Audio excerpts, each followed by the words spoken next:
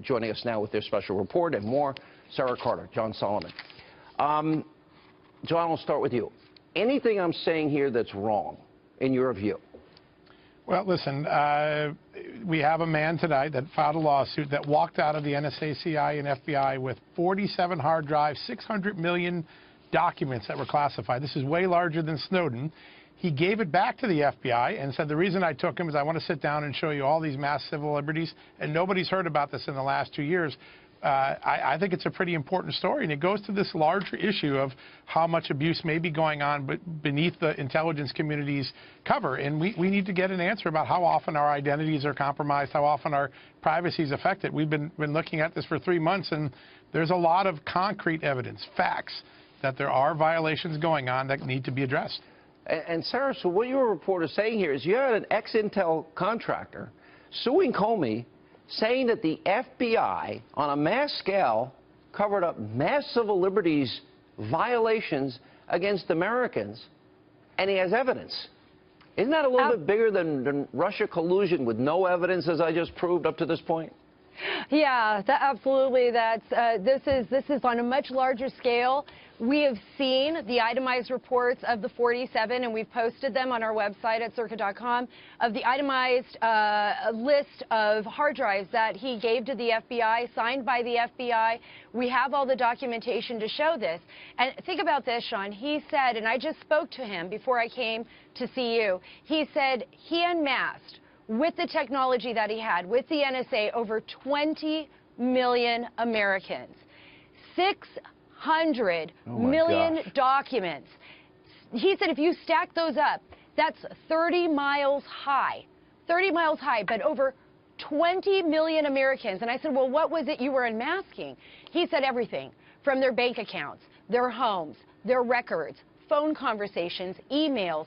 He was able to take down every single firewall. And it was so distressing because, you know, this is what he was directed to do. And when he tried to do the right thing, and he did, in his opinion, the right thing and got the immunity agreement from the FBI decided to not move forward.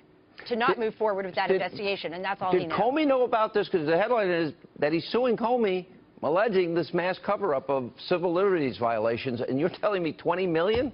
20 million? This is the 20 biggest... million. Wow. Did Comey know?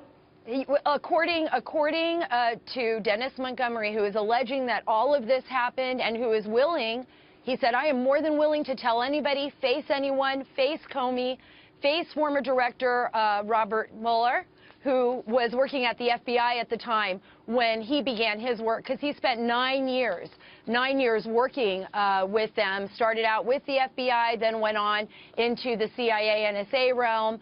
And so when he began this, he said that, you know, he was willing to talk to anyone and testify before anybody, face Clapper, face Brennan, face Comey, and he would not back down, even though he is right now. He's struggling with some health issues. He just wants to get the story out. John, I'll give you the last word.